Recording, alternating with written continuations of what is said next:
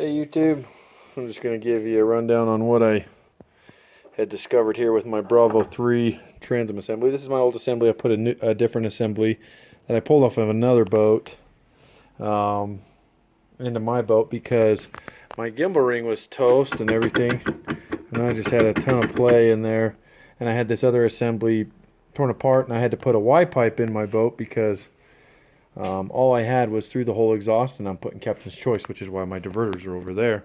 I'm putting those in. So anyway, I had to pull the motor and everything out anyway. I figured I'd swap this housing. A couple of things that I just kind of wanted to run through that were kind of hard to find in different areas. You can find pretty regularly how to replace a gimbal bearing and everything and whatnot. That's pretty standard. But anyway, I wanted to talk a little bit about the bellows and then this gear lube hose, which is not as common for people to replace from what I understand. And anyway, this fitting right here is what your gear lube passes through from your reservoir up top, and it just comes right through the hole here. This washer and nut go on the other side of the gimbal housing, which is right there. And my issue was when I was sealing up and putting in the new bellows and new shift cable boot and everything on that other housing, I couldn't figure out anything on this. So anyway, I kind of wanted to share this so that we could get something out there. I put a little bit of RTV around the new O-ring that I put in place on my old one. So got a little bit of gear lube leaking out right there. And then I inspected the brass piece, obviously, to make sure it was good. And I put it through there. This is kind of a pain in the butt to replace from what I heard. But it's really not that bad. What I would do is if you can get access from that back side, from inside your boat, you just undo this nut. Well, first you have to undo the fitting that's on top that your gear lube reservoir comes to, and then this nut goes on top of it, or in back of it, that holds this together. And you take it out, and then you put your hose on with your crimp fitting, and then feed that back through, and then tighten it through on the other side. Is what I found the best way was. And then I put the helmet up, this, right up here. I kind of sat it up here, and I pushed it on. You can kind of see the old one sitting right there. Anyway, I felt like I needed to do that because this is a piece off of that other housing. Water pump must have gone out or something, and you can just see, let's see, I don't know, too close, just how split up that thing is. And while I was in there doing a bellows and everything, this is my old bellows, which is actually still good, but I would just put new Mercruiser stuff in there. And I did a fair amount of research on the bellows and everything between what is it, SEI and which I believe is like what, Sierra, and there was a couple of different other brands. GLM is another one. Anyway, I did a lot of research and talking to a fair amount of different mechanics, and all of them said just go straight Mercruiser. A lot of those other bellows, I mean, the price is a lot cheaper and appealing, but they do not last as long. And so it's better to pay the extra money and have a better product, cheap insurance. I mean, and you figure this bellows is probably 15 years old. It's been taken care of. I mean, and it's it's not bad at all. It is dirty. It's been sitting in that boat a while, but it's not that bad. To get the hinge pins out, you have to have this tool. And let's see here. These are the bolts that go in there. And this washer actually sits in the head. Some of them come out, some of them don't. On the last one, they didn't come out. And these can be not very fun to pull out. It looks like they red Loctite them in, which I also red Loctited back in. But anyway, you put these in there, you pass this through, and it goes up in here. And another thing that was kind of hard, I didn't have a manual on hand for this particular procedure, but I ended up looking up specs. And that these hinge pins get torqued to 150 foot-pounds, which I thought was a fair amount going into aluminum. But, you know, it definitely took every bit of it. So we did that. But anyway, just kind of going over all this stuff, if you do end up pulling off your bellows and everything, I would suggest swapping that gear lube line. Sometimes it's not very fun, but it's definitely not impossible. There's definitely worse jobs out there. You can kind of see the little notch that it sits in to go in there. And it just routes right down through here and comes out. And then you have your big bellows. It is directional. Usually this tab that's right here at the top, that usually marks the top. And usually the bellows will say like top on the rubber underneath the band clamp. I wonder if this one does. Hold on. Let's put this down. Yep, sure enough. So as you can see, it says top on there. So they are directional. This is the back that went on like this, and then this came out through the front, the helmet right there. I used bellows adhesive to do all this. Let's see. I just used this bellow adhesive, the Mercruiser, Quicksilver, all the same stuff. I also put some around where my shift boot goes, just as, you know, cheap insurance. So anyway, I put some around and then I put a new sport boot on mine.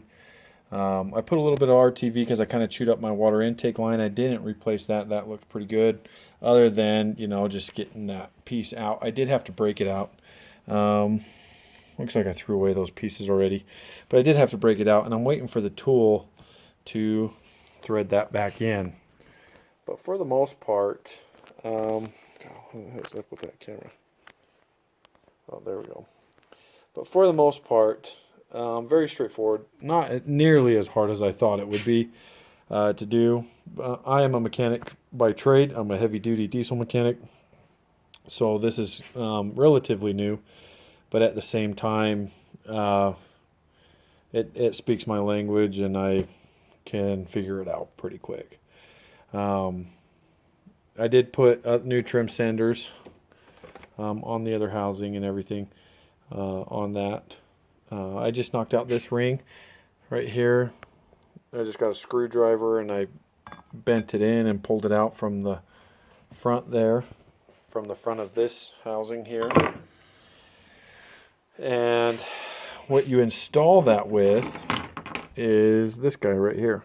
And I just bought a cheap set of marine tools. It actually came with, you can see my gimbal bearing puller down there on the ground. But I just bought a set of tools. It was kind of a kit, and this came with it along with the hinge pin specialty tool there. And you just put that in there, and then you just beat it in with a block. I tried to find something that would fit into that to make it nice and even, but I just ended up finding a block and tapping it around. Worked out pretty good. I also used bellows adhesive around that. I probably could have put it in dry and not had any issues, but I just thought, what the heck, I was there. I was going to do it. And bellows adhesive really isn't that bad to pry off. As far as my experience has been, and I've been involved with this for over 20 years. So, with my dad anyway. And so anyway, series of things, something new there, in doing the Bravo 3 gimbal bearing, bellows, and everything. You definitely want to remove this helmet there. I can't remember what they call it, the gimbal bearing helmet, or who knows? Yeah, I'll have to look that up. But you definitely have to take out the hinge pins. They're not fun. They say not to use an impact, to do them by hand, because you can blow out these threads here in these. And that's true to a point. But when you have problems with it kicking up and you're not strong enough to do it, if you want to take that risk and use an impact, you can. You just risk needing to buy that piece right there. So that's pretty much the end of this video for what I've done here. Pretty stoked. I mean, I've got see, there's my motor over there, sitting over there. I got my upholstery back from a local guy here in Utah, Ken Tech Upholstery. He did a pretty good job here on this top deck portion for me. This is all original from '95, except for the bottom seat. I had that redone probably, I don't know, 3 years ago. But anyway, this is my whole back hatch. The whole bottom of it's fiberglass. And I've got to put it in. I just got this back today, so pretty excited for it. And to get it on my bimini over there, trying to get it, all this stuff situated and get my boat together. I have a Formula 95 Formula 252, and this thing has just had so much play in it the last couple years. I don't know if you can see that play, but back here you definitely can. I mean, that gimbal ring is just toast. And rather than trying to service it and replace all that, with me needing to pull it out and put a Y pipe in, you can still actually see the plate on there for when I had my exhaust just straight through the back. It was just so loud, especially when we'd go to Lake Powell and we'd have all the kids and everything on the boat. It was just too much for an all-day thing.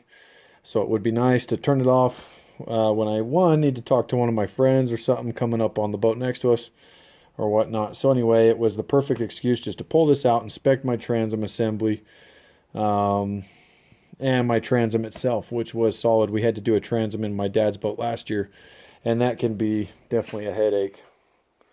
We did do it ourselves, but it requires a lot of work. So anyway, just something new that I found out for myself. Thought I'd post it on YouTube for those who may have the same question or wonder how to get that piece out and replace that line. Definitely a lot easier to pull out that whole brass piece than to try and feed that line on there with that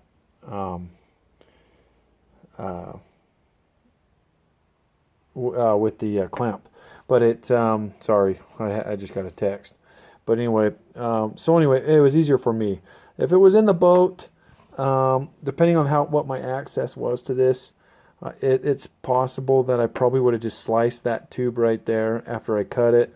I just cut this in the middle to get it off. I mean, the line was pretty dried up anyway. But I probably might have attempted to slide that back on through the backside. You just don't want to risk breaking that piece if you can avoid it. Anyway, I hope you guys have a good night. See ya.